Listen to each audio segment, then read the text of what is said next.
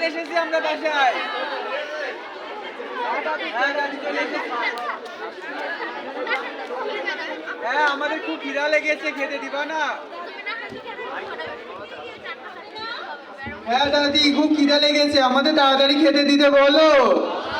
আসো আসো দাদু ভাই, যাও হাত মুখ ধুয়ে নাও। আচ্ছা দাদি।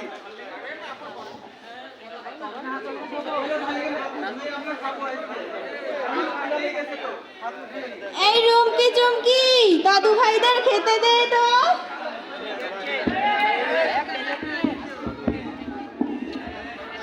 আজ কি রান্না হয়েছে আল্লাহ জানে, এতক্ষণ সময় লাগে খাবার দিতে, কোথায় গেল খাবার?